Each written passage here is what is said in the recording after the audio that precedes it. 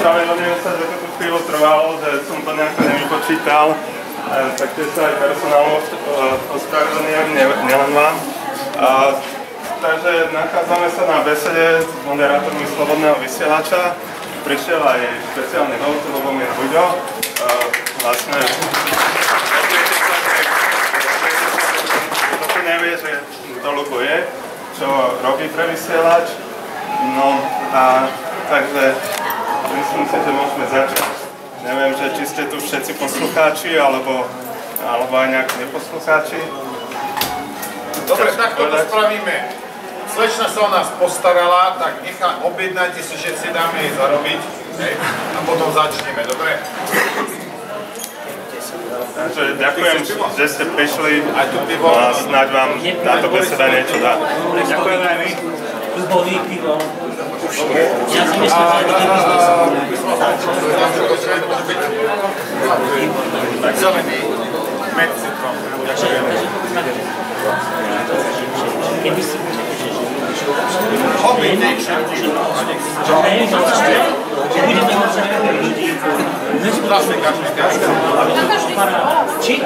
či bude pani išla, ja budem mať rád. Je to nám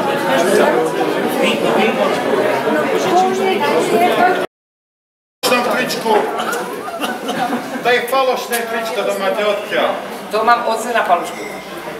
Ja som si ho dala urobiť ešte vtedy, keď vy ste trička nemali. No, pozdravia. Dobrý prací prášok. Že vám to vydržalo dobre. No, áno, za to dodržalo.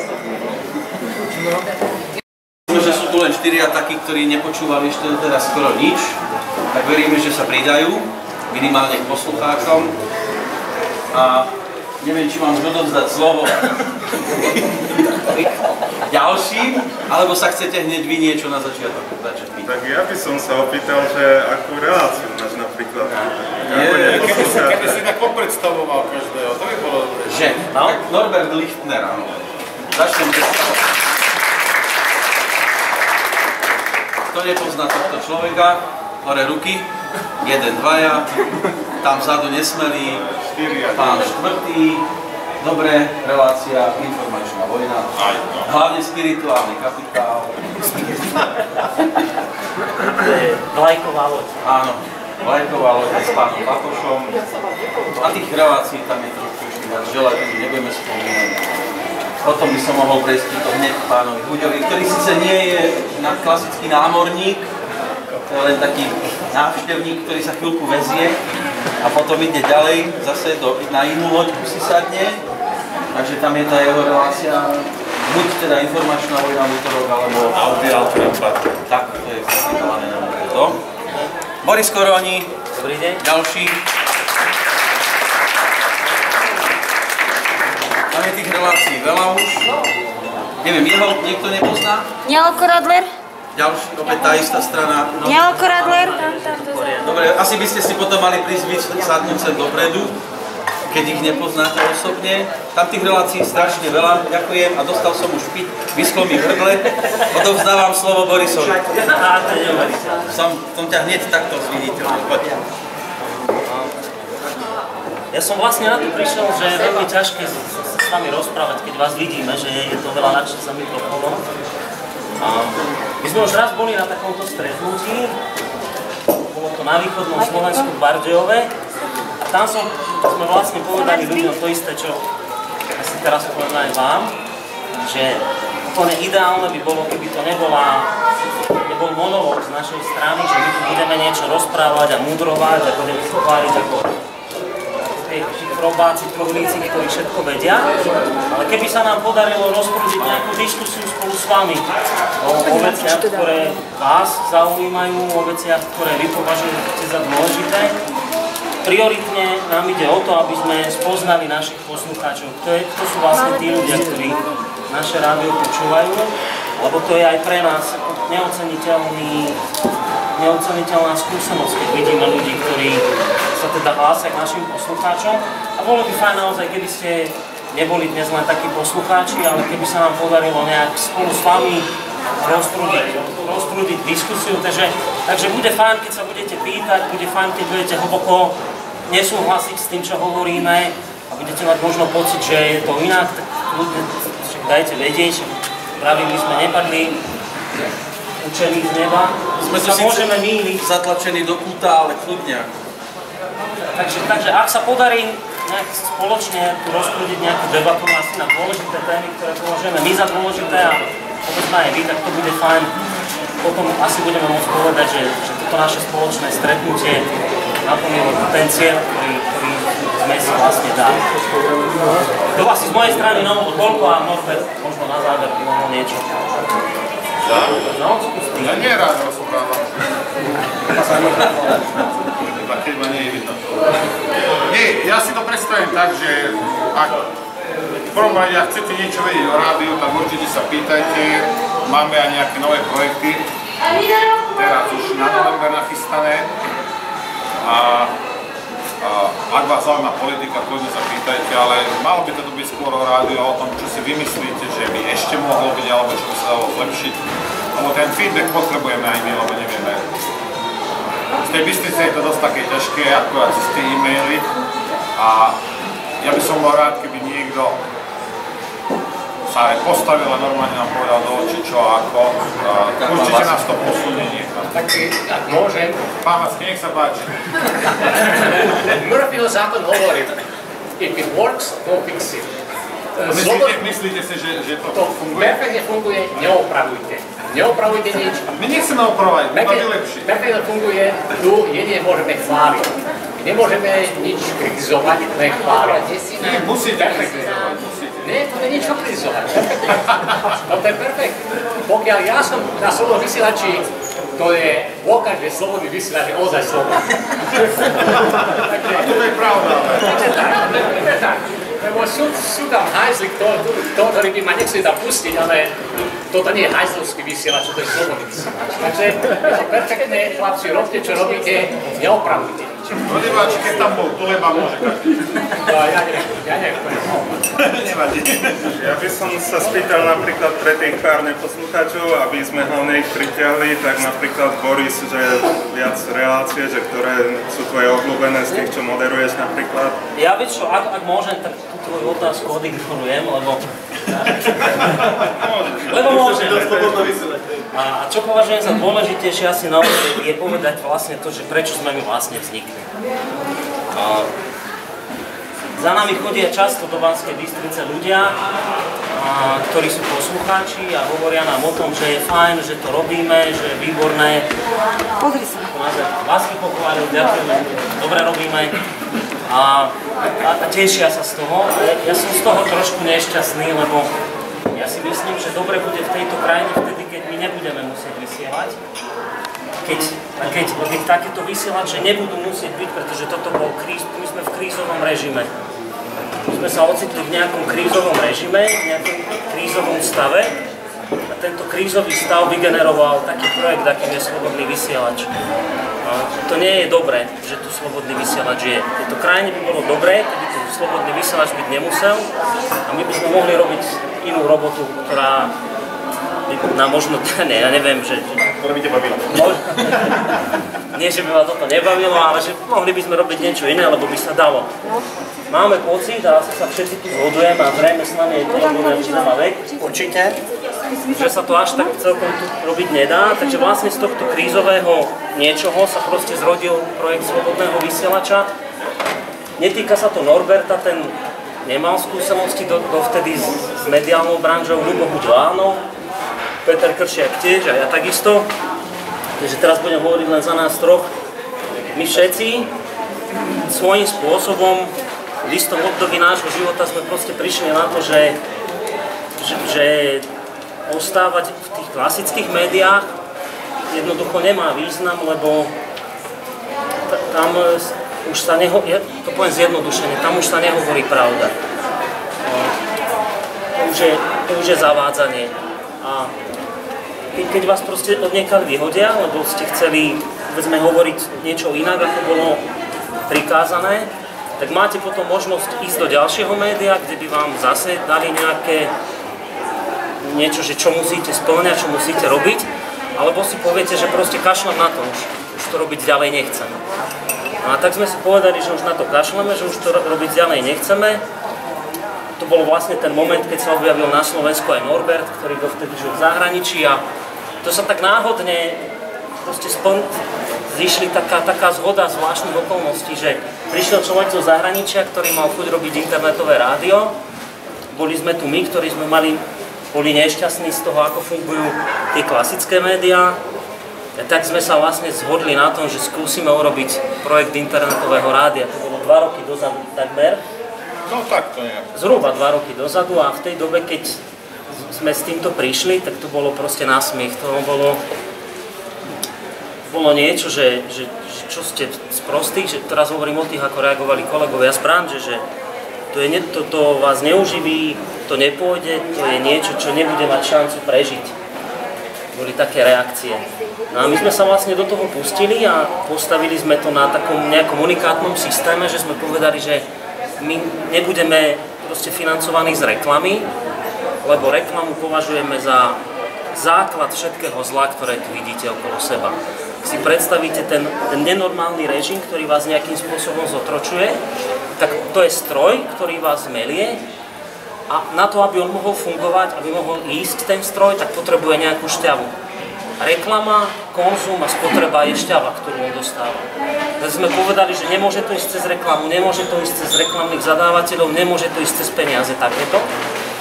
Preto sme založili Slobodný vysielač na spôsobe financovania od našich poslucháčov, od ľudí. To bola veľmi odvážna myšlienka, ktorú dovtedy na Slovensku nikto nevyskúšal, teda minimálne v rádiovom prostredí nie. No a nám sa ukázalo, že nie len, že je možné takéto rádio udržať pri živote vami, poslucháčmi, ale že dokonca to má tendenciu progredovať, ísť ďalej, priberať ďalších poslucháčov a nám to dáva obrovskú, neskutočnú dávku slobody, nezávislosti a toho, že my nemusíme pri našich reláciách vôbec pozerať na to, že kto nás platí, že ja neviem, mali sme napríklad včera reláciu o tom, ako sa podvádza v očných optikách. Keby nás financovala, ja neviem, sieť Dr. Max od Penty, tak by sme takéto relácie robiť nemohli, lebo by nám pohrozili, že nám stopnú peniaze a už by to jednoducho nešlo. Ale tým, že nás platíte vy, teda rádoví občania, tak my môžeme tvoriť slobodne, nezávisle a nikomu nebyť tým pádom poplatný, vďačný. A tým skončím ten svoj úvod, že z tohto popudu a takýmto spôsobom vzniklo asi 2 roky dozadu Rádio Slobodný vysielač a teraz ja neviem, Ľubo, že vy ste v tej dobe vznikla aj Zemavek zhruba nejak, ale potom neskôr? Zemavek v máji minulého roku. Od mája minulého roku vychádza. A my sme január, vy ste májový. Maj, takže takto tesne. A predpokladám, že tie dôvody boli tieto. Samozrejme. Ja som sa s Tiborom bavil v 2012, niekedy v júni, o tom, že rádio by som ja chcel a on povedal, že niečo z časopisu, no ale to bolo také, že my sa bavili. Ale potom, vlastne Tibor Rostas je ten, kto mňa dal dohromady s Borisom. Ja tak mi volal prvý, že jak tebe povedal, že ťa vyhodia, ja som to za hodinu vedel. To je taká história, čo možno vy neviete. Rostasa. Sledujete Tibora Rostasa. Ja som sa s Tiborom Rostasom poznal ešte v čase, keď nebolo mlčanie na Vive, keď neexistoval Zemavek. Ja som v tej dobe robil v takom jednom kresťanskom rádiu, že Lumen sa to volá, na spravodajstve. A cez Filipa Rázbu, ktorí robili Berieme si späť svoju krajinu, aj Dáša Tomková, tu s nami sedí, tiež tam bola vtedy v relácii, môže to potvrdiť. Sme urobili takúto reláciu o tom, že berieme si späť svoju krajinu, to keď urobíte v klasickom mainstreamovom rádiu, tak potom hneď začne byť z toho problém.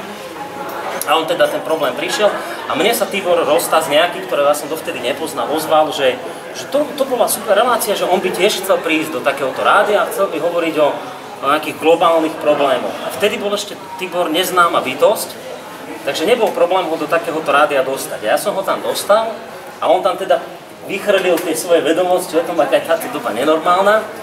No a mám pocit, neviem teraz, či sa bude myliť, ale myslím, že to bolo prvý a posledný krát, čo sa objavil v takomto rádiu.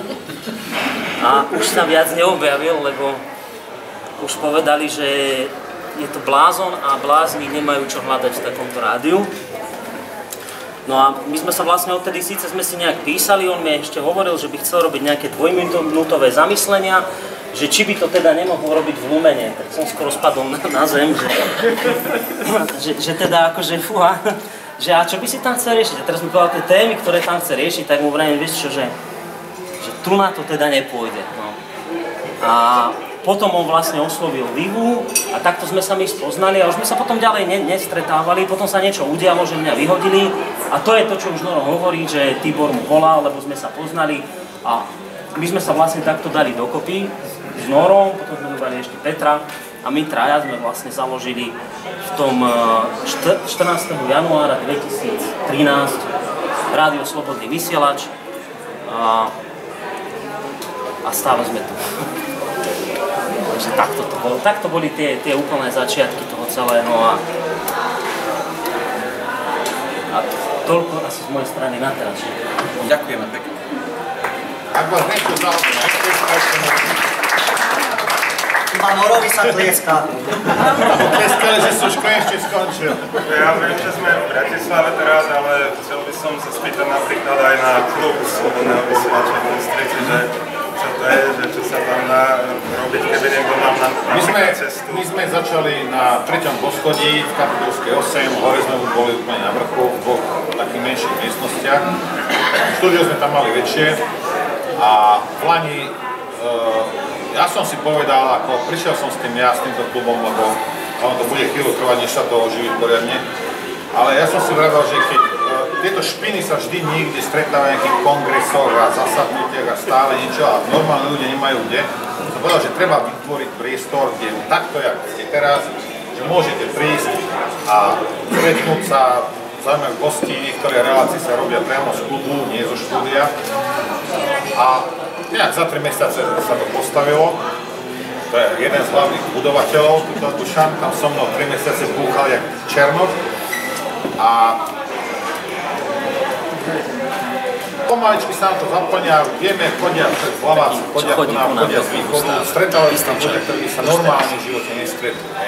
Lebo problém bol, a ja som to vedel, ešte než sme začali, a ono sa to začalo ukazovať prvé 2 mesiace, 3, keď začali ľudia vypisovať, že Ježiši Kriste, ďakujeme, že toto, lebo toto nešlo o nás, ale zrazu zistili, lebo každý sa cítil osamotený v tom svojom okolí. Až 50 ľudí približne okolo seba a teraz tvoja sestra, tvoj otec, kolegovia, všetci pozerajú na teba jak na blázna a niektorí už mysleli, že mu začalo z toho šíbať, že si mysleli, že ako oni sú. A teraz zrazu zistili, že aha, ale aj v Bardejovej, aj v Michalovciach, aj v Pezinku, aj v Žiline, aj sused, aj také bolo, len vedľa seba žijú, dvoch som mal takých 15 rokov, ale nevedeli o sebe, že majú rovnaké myšlenky a popri tom sa bavia, proste hambia sa, boja sa, ja neviem. No a takto sa nám podarilo pospájať týchto ľudí vlastne virtuálne cez ten internet a teraz sa už fyzicky stretávajú samozrejme aj v klube. Takže toľko klubu. Tu bolo ešte jedno. Tam už nie. Máte nejaké otázky, chcete niečo vedieť?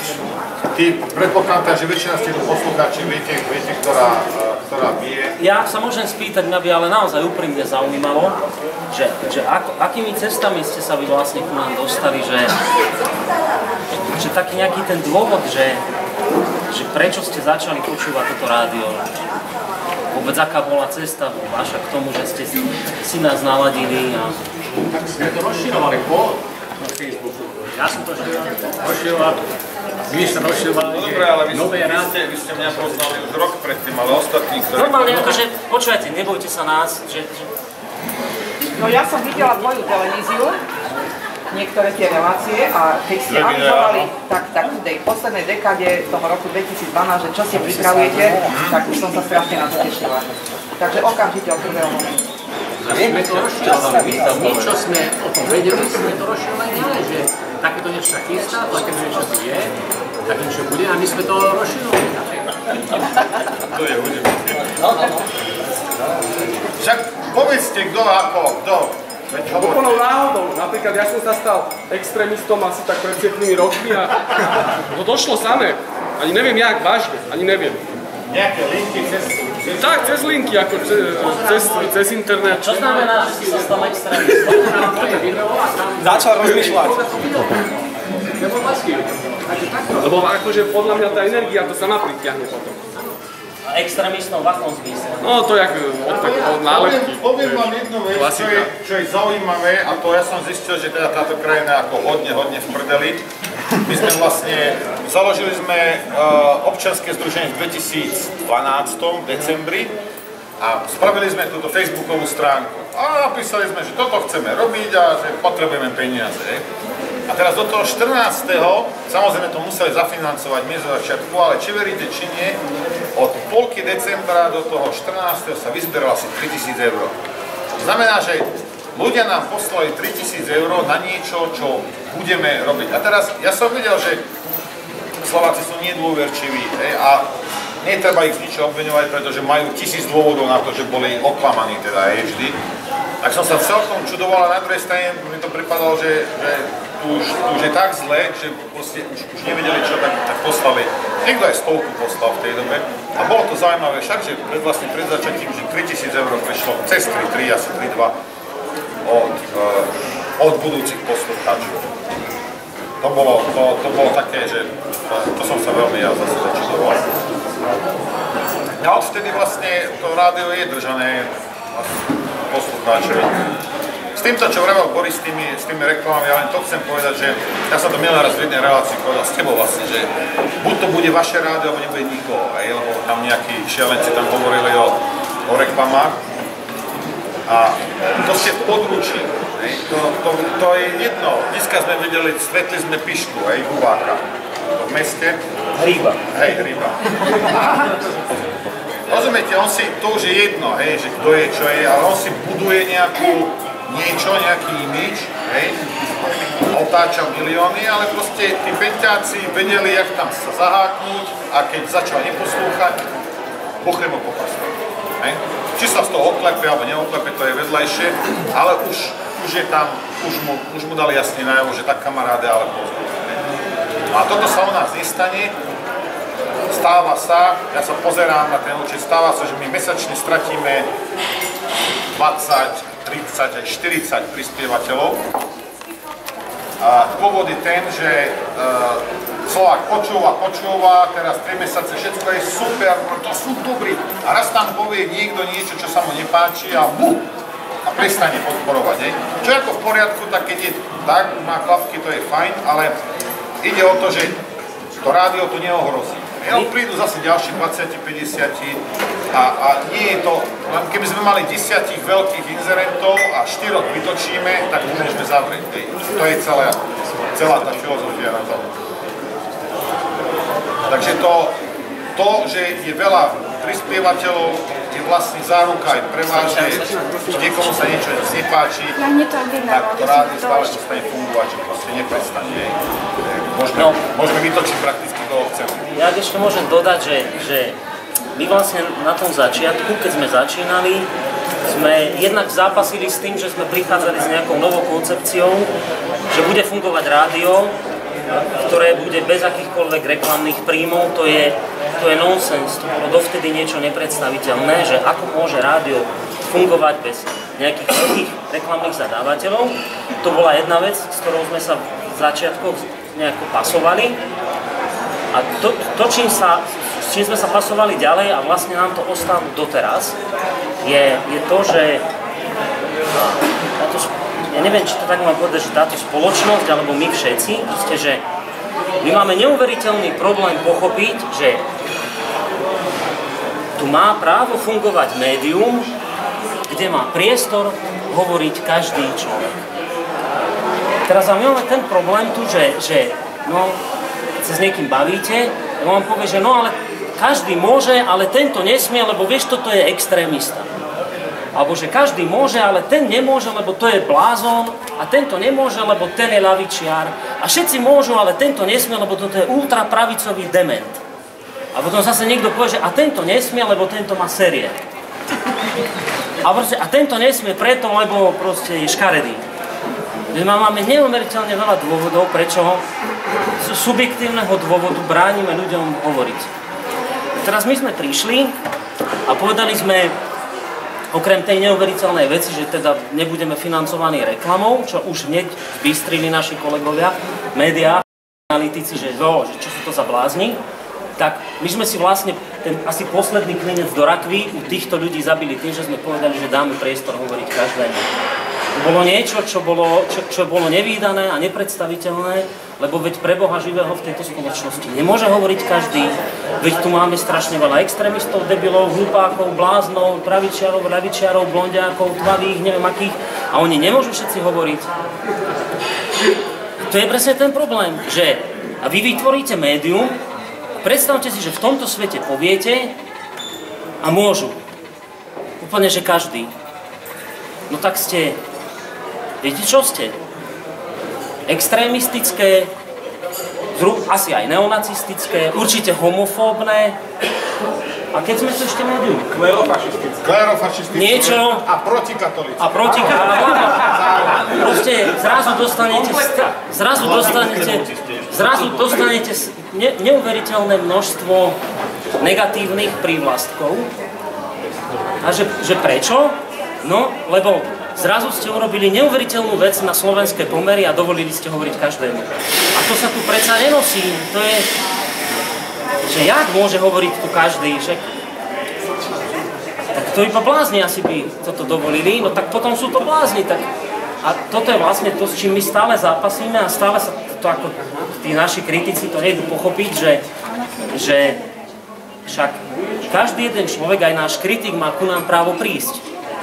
Ja neviem teraz, keď si toho Hríba spomínal, tak ja nepotrebujem teraz tu robiť reklamu, ale keby mal chuť prísť, tak my mu vytvoríme priestor.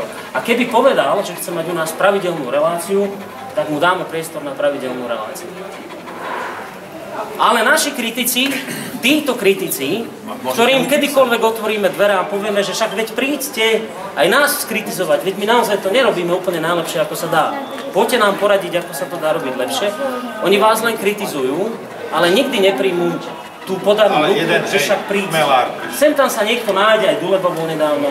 Ale len toto vám chcel ako na úvod tiež vysvetliť, že toto je ďalší kľúčový prelomový bod, prelomová vec, že ľudia môžu hovoriť, a nie, že, lebo my sme tu boli zvyknutí na to, že tu hovoria len chronicky známi ľudia do médií, že tu sú len istých pár ľudí, môžeme to vyrátať pomaly na, ja neviem, na asi 2 rukách, ktorí sa pravidelne objavujú v médiách. To sú tí ľudia, ktorí majú právo hovoriť, lebo majú učesaný prejav, verbálny, lebo sú rozumní, lebo majú správne názorové zafarbenie a tak ďalej a tak ďalej. A my sme si zvykli, že toto sú ľudia, ktorí sa majú právo v médiách vyjadrovať. A my sme povedali, viete čo, áno, však aj títo sa môžu a popri vás sa môžu aj ďalší, aj tí, ktorých považujete v tejto chvíli za nejakú spodinu. Aj tí sa môžu. No a to bolo už niečo, kde sme si teda ako vykopali hrob a tam sa skončila akákoľvek z ich strany serióznosť vo vzťahu k nášmu vysielaču. Oni nás automaticky označili ako za neserióznych, bláznov, neviem akých, a dodnes nás tak považujú, lebo to sa neodpúšťa, keď toto urobíte. Keď urobíte niečo, že dáte hovoriť priestor každému, tak oni si nájdú veľmi veľa dobrých dôvodov, prečo ste proste extrémisti, keď niečo takéto dopustíte. No a my máme tendenciu v tom pokračovať ďalej a byť ešte väčšími extrémistami. Byť ešte asi väčšími extrémistami, lebo však tak žijeme v demokracii, nie? Hovorí sa to. No, hovorí sa, že žijeme v demokracii a že tu majú ľudia nejaké práva, tak prečo by sme oberali našich poslucháčov o právo hovoriť pri mikrofóne, však to sú tiež ľudia, ako tí etablovaní, tak nech teda chodia ku nám, tak chodia a... Lebo by sa mohlo stať to, že treba tento človek odíde z STVčky a už si nevrzne. A myslím ako... Mediálne. Sa práve prvá jeho manželka zasmiala. No, ale nie, tak nemal by si priestor nikde inde. To je pravda, áno. Tým pádom, to, čo tu zaznelo, mne to prekážalo tiež slovenskej televízii, tzv. Verejnoprávnej, ktorú živíme my z koncesionárskych poplatkov. Či chceš alebo nechceš. A či chceš alebo nechceš, lebo na druhej strane títo neprajníci slobodného vysielača tvrdia, že je platený Ruskom, tak ja neviem, no Pálom Ruskom asi nie, ale ruskými agentami a podobne, čiže každý, kto prispieva na slobodný vysielač, by sa mal asi pozrieť navzájom, či pracuje pre ruskú tajnú službu, pretože pre nich to je nepredstaviteľné, že ľudia môžu prispievať len preto, aby počuli aj trošku iný názor. A jednoducho tu, ako to zaznelo, v slobodnom vysielači dostane každý priestor a sa môže vyjadriť. Či zľava, či správa, ja neviem, či je konzervatívec, či je kresťan, či je nacionalista, kozmopolita, to je jedno. A v tzv. Verejnoprávnej televízii, ktorú si my povinne všetci platíme, tam bol presne tento prístup, že cenzori, teda vedúci vydania, ten, ktorý večer sedí nad scenárom a určí, čo vy večer budete pozerať, tak tam to bolo presne určené, kto sa môže vyjadrovať a kto nie. Uvediem príklad. Marian Vitkovič, ekonom špičkový, ktorý vie popísať situáciu, aká je, či stane a podobne, tak počase dostali útrom, že títo ľudia nebudú na obrazovke. A prečo? Pretože majú odlišné názory, ako neviem, INECO alebo NEZES, alebo tieto organizácie, kde sa propaguje liberálna ekonomika, neoliberálna a tak ďalej. A takisto to bolo vyberané, kto bude pravidelne na obrazovke. To meno tu niekoľkokrát už padlo, čokoľvek v Ukrajine alebo Rusku sa vyjadruje len Duleba. Slovenská spoločnosť pre zahraničnú politiku, ktorú zakladala Vašariová a ktorí sa asi prikrývajú americkou zástavou, spia na amerických vankúšoch, akože žiaden iný svet nevnímajú, len čo je americké stanovisko. No a týchto ľudia pravidelne koncesionárov masírujú tými predstavami, ktoré sú údajne správne a ktoré nie. A mne to prekážalo z tohto dôvodu, a keď som sa snažil písať inak, alebo pripravať inak príspevky, tak tí cenzori, ináč najlepšie platení ľudia v televízii, tí škrtali vety, že toto tam bude, toto tam nebude. Ja neviem, keď bola Sýria, tak čo povie Obama tam bude, ale čo povie Asad tam nebude, lebo Asad je blázon, extrémista, vrah, tyran a tak ďalej. Čiže my nemáme právo vedieť, čo povie. A touto selekciou vlastne masírovali verejnú mienku. A ako náhle človek oponoval, tak samozrejme, že nedostával priestor, nemohlo sa to písať a tak ďalej.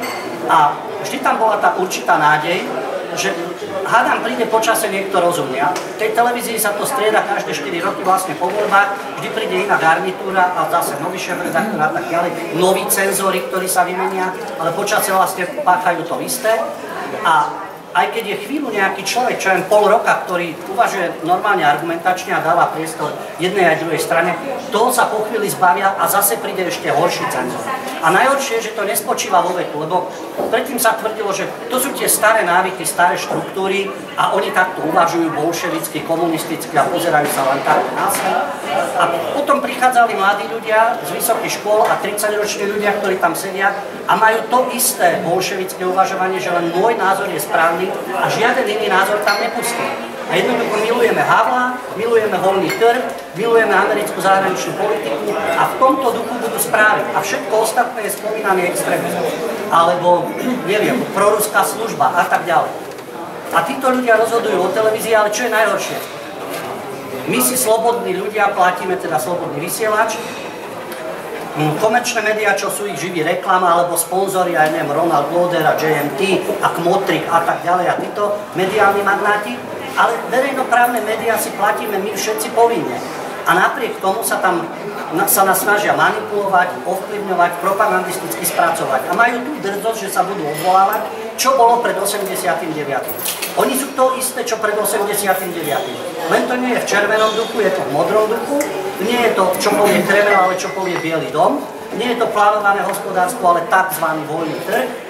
A týmto vlastne spracovávajú ľudí a žiaľ, aj tí ľudia, ktorí prichádzajú do médií, hoci zo škôl, čerství absolventi, každý už má vlastne nejakú hypotéku, leasing a tak ďalej, takže je poslušný v práci, nebude protestovať, nebude rebelovať a nenájdete, teda nechcem urážať ostatných alebo čo, ale ja som sa teda nestretol, z 10 kolegov 9 vám bude vykonávať tú činnosť, ktorú od nich chcú a 3 z nich majú vnútorne iný názor. Medzi 4 očami takto, keď sedia, vám povedia, a ja si myslím, že to nie je normálne, že to je chore, ale príde na pracovisko a napíše to, čo od neho chcú. A to je tá prestitúcia. A takto sa ľudia vlastne predávajú a nechávajú sa kupovať a podobne a vlastne tým, že slúžia na všetkých holupujú. A tu je tá alternatíva ako Slobodný vysielač, alebo Zemavek, alebo iné servery, ktoré fungujú, kde sa môžu ľudia dozvedieť aj iné informácie. Len problém je v tom, že táto naša alternatívna scéna, keď si vezmeme, na Facebooku sa hlási k Slobodnému vysielaču nejakých 67 000 ľudí, Zemavek 17 000 ľudí, keď si to zoberieme, mnohí môžu byť aj totožní, tak nech tá armáda alternatívnych je, a to budem optimista, 100 000 ľudí aktívnych, ktorí počúvajú, majú tie poznatky a tak ďalej. A zoberiete si ten iný monopol, večer si Markízu pozrie 700 000 ľudí, Jojku si pozrie 600 000 ľudí a tým pádom oni sú si vedomí, že majú veľký vplyv na ľudí a tú masu ovplyvňujú a cez Nový čas a cez Bulvár, alebo teda cez tie pseudointelektuálne, ako sú Smeti, Týždeň, Hrybov a tak ďalej. A vlastne väčšinou ľudí manipulujú. Takže oni ešte stále vedia, že tá alternatíva nemá tu ten vplyv, nemá tu moc, ale aj tak už majú strach a najprv bola ignorácia a teraz si všimnite, sú samé útoky. Samozrejme, Slobodný vysielač, to je Ruská tajná služba, Zemavek a tak ďalej, alternatívci, konšpirátori, choré mozgy, blázni. A potom nastáva tá situácia, čo tu zaznelo, prečo sú dôležité aj tieto stretnutia, alebo prečo existuje klub Slobodného vysielača, že každý z tých ľudí má dojem, tak asi som fakt blázon, alebo som na okraji spoločnosti, asi to nemá zmysel, väčšina si myslí iné. A tí ľudia sú takto atomizovaní, porozbíjani a nemajú tú vnútornú silu to prekonávať. A takto, keď sa stretnú ľudia, tak sa navzájom presvedčia, nie, my sme blázni, oni sú blázni. To nevadí, že sú väčšina. Aj keď sú väčšina, môžu sa myliť. A my ako menšina, tak naopak môžeme mať tú svoju správnu predstavu a vplývať takto cez médiá, aby sa tí ľudia menili, aby trošku ináč reagovali, aby uvažovali. To je jedno vo voľbách, alebo či už sú komunálne, alebo parlamentné, alebo aktivitami, že prispievajú niekde, alebo robia určité aktivity. Ale tým, že sa tí ľudia spoznávajú, tak dokážu vytvoriť určitú silu. Keď je každý len sám doma a počúva Slobodný vysielač, číta Zemavek a celý večer je na internete a nič len nasáva informácie, je dobré, ale toho má pohnúť v určitej aktivite. A tá aktivita spočíva v tom, že teraz sa tu ľudia poznajú, niektorí už áno, niektorí nie a môžu robiť spoločné aktivity, ktoré smerujú k nejakej zmene spoločnosti. A to mi vlastne pripomenulo, že som sa chcel v úvode poďakovať za to, že ste sem prišli, lebo to je presne to, že to je viac, ako keby ste nás len počúvali. To je veľmi veľa, čo ste teraz urobili, že ste tu v tejto chvíli. A vy sa vzájomne vôbec nepoznáte tu všetci, ja vás už teda vôbec nepoznám, ale že to je to výborné, že ste proste prišli, sadli ste si sem, že to je tá aktivita. Za toto som vlastne chcel v úvode povedať, že vám veľmi pekne ďakujem za to, že ste sem prišli. A už len jednu vec dodám, že Ľubo toto často spomínam, to hovorí z prostredia slovenskej televízie, kde som ja chvíľu tiež pracoval, ale nerobte si žiadne nádeje. To nefunguje len vo verejnoprávnych televíziách takto, ale funguje to v ktoromkoľvek väčšom komerčnom médiu. Tam, keby tí ľudia, ktorí tam pracujú, neboli existenčne závislí od majiteľa, ktorý ich platí a cez nich si prezentuje svoje vízie sveta, tak by vám otvorene povedali, akým spôsobom sú manipulovaní, akým spôsobom sú tlačení k tomu, aby robili to, čo od nich chce ich zadávateľ, teda zamestnávateľ, majiteľ daného média.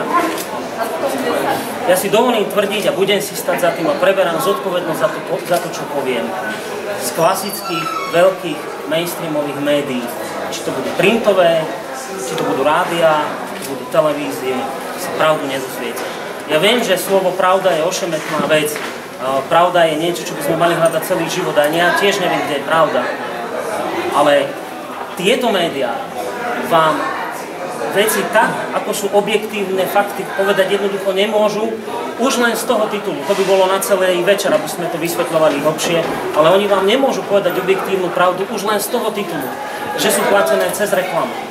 Oni potrebujú mať chytených tých silných ekonomických hráčov, ktorých platia. Keby ich nemali chytených, keby nerobili to, čo chcú od nich títo silní ekonomickí hráči, tak by jednoducho neprežili. Oni nemôžu sa, tak ako v tejto chvíli, chvála Pánu Bohu, my sa môžeme rozhodovať podľa toho, čo považujeme za dôležité, podľa toho, ako kto za nami príde a dáme mu priestor. Oni sa nemôžu takto rozhodovať. Oni sa musia rozhodovať, či im daná relácia prináša zisk alebo neprináša. Oni púšťajú len to, čo im prináša zisk a čo si ako keď nejakým spôsobom, čím si hýčkajú tých svojich reklamných zadávateľov.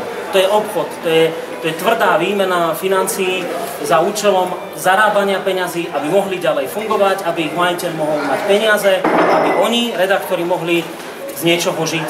A teraz, dobre, môžeme sa pýtať, že čo sú to zač tí novinári, prestitúti, idioti, ktorí toto robia. Ale však tak teraz sa každý pozrite na seba a nerobíte toto isté, nerobíme toto isté všetci v tejto spoločnosti. Koľký z vás ste v robote, kde ohýbate chrbát a sedíte tam, lebo proste nemáte inú alternatívu. A teraz ja by som, nepotrebujem mojich kolegov teraz zastávať, naozaj na to nemám najmenší dôvod, lebo odkedy som odišiel do Slobodného vysielača, tak sa vám ani nezdravia. Ale napriek tomu, proste oni sú len takí istí ľudia ako vy. Oni tiež majú nejakú robotu v danom médiu, sú radi, že sa tam dostali. A teraz majú dve možnosti. Tak buď budú počúvať majiteľa média a budú robiť ďalej a budú mať nejaký príjem, budú môcť plácať pôžičky, budú môcť mať dom, budú môcť mať rodinu, alebo si postavia hlavu a jednoducho pôjdu do neistoty. A takí ľudia sa tam neohrajú. Viete si predstaviť, že vy by ste sa vášmu šéfovi postavili v robote a povedali by ste, že nesúhlasíte s tým, čo robí? K tomuto istému sú vystavení ľudia v médiách. A to je tá nenormálna vec, jednak tento tlač, že sú tomuto tí ľudia vystavení, a druhá vec, a to sa už dostávam niekde oveľa hlbšie do problematiky médií, že to, čo povedal Ľubo, že prišla mladá generácia a ostali tie isté praktiky. Ale prečo ostali tie isté praktiky? Pretože tí mladí ľudia sú tam preto, lebo ich vidí mama v televízii, lebo sa teší z toho, že ho vidí mama, lebo mu tlieska dedina, skade prišiel. To nie sú ľudia, ktorí majú nejaké extrémne hodnoty a chcú sa za niečo pobiť a za niečím si stáť. To sú ľudia, ktorí chcú byť v médiách, lebo to považujú za niečo extrémne dôležité, lebo si myslia, že budú niečo viacej, keď ich niekto bude vidieť na televíznej obrazovke. Celebrity, tak sa to teraz volá. Ja ešte chcel by som dve veci povedať, toto je na margo vás, poslucháčov. A my, než sme začali, tak my hovorili, že no dobre, bude to fungovať a neviem čo, no a budete otvorene sa rozprávať o problémoch a čo s tým zmôžete. Môj jediný dôvod, prečo ja som toto chcel, je, lebo ako náhle sa začne otvorene rozprávať o problémoch, začína miznúť jedna vec spoločnosti, ktorá tu gnjavila Slovákov, a to je strach. Ako náhle sa začne o tom verejne rozprávať, ten strach, alebo keď ja to poviem verejne, tak už si podvedome si povie, no dobre, tak aj ja to, ale už to ide. To je proste tá lavina, ktorú nezastavíš. A druhá vec je tá, čo sa nám podarilo, ako to, na to mám dôkazy, je, že vyvrátiť tvrdenie, to som počul veľa pred 2 rokmi tu, no ale čo ja sám zmôžem. No svojím spôsobom nič môžeš, ale dlho to trvá a bolí to. Ale nám sa podarilo doslova do písma zastaviť niekoľko nezmyselných zákonov, ktoré vchádzali do parlamentu. Nie nám, ale tým, že my sme rozpútali kampaň, tak vy poslucháči. A zastavili sa. Od vlanejšie vlastne prvý bol v septembri v Lani. A ešte aj tá voda, ktorá teraz je, to sa u nás rozpútalo v júni, ja som to začal. Ja som začal vykrikovať, za týždeň mi začali volať poslanci, aj smerácky, že pán Lichtner, to o čom rozprávate, my nič nevieme. Však budúci týždeň vám to príde do parlamentu. A vy to navrajím, viem, vláda to schválila. Aj? A začalo sa potom kolegovia to prevzali však aj s odborníkmi. A to, že neprešiel lebo takto to bolo. Fico a jeho vláda schválili návrh zákona. My sme začali kričať, vyzberalo sa 45 000 podpisov za 2 týždne. Potom Fico vybehol pred kamerou a povedal, ja vám ochránim ústave vodu, ja vám ju ochránim. A ja si vrajím, ty debil pred kým? No pred samým sebou, ale to už ľudia nevedia, rozumiete? A nebyť týchto odborníkov, nebyť mojich kolegov, nebyť vás, takto písmenko A tam v tej ústave zostane a bola by ochránená všetká voda na Slovensku, okrem pitnej. A toto sú veci, ktoré ste dokázali vy, či sa vám to páči alebo nie, vy poslucháči, ste toto dokázali. Toto sú dôležité veci, možno, že za 40, za 50 rokov sa bude o tom povedať, aha, táto voda, slovenská voda by bola preč. Pár bláznov, pár tisíc bláznov, ktorí boli okolo Slobodného vysielača, zachránili Slovákom vodu. Rozumiete? A 99,9% republiky si to neuvedomuje, čo týchto pár tisíc ľudí urobilo. Lebo keby to neurobili, tak za chvíľku si kupuješ vodu, rozumie, za kubík platíš 50 €. Ja už len dodám, že toto isté bolo aj s juvenilnou justíciou. No, dvakrát sa zastavila juvenilka, teraz budeme Nie celkom ideálne sa to podarilo pri pôde. Tam jednoducho napriek veľkému tlaku sa to nejako schválilo inak, ale v tomto má Noro absolútnu pravdu.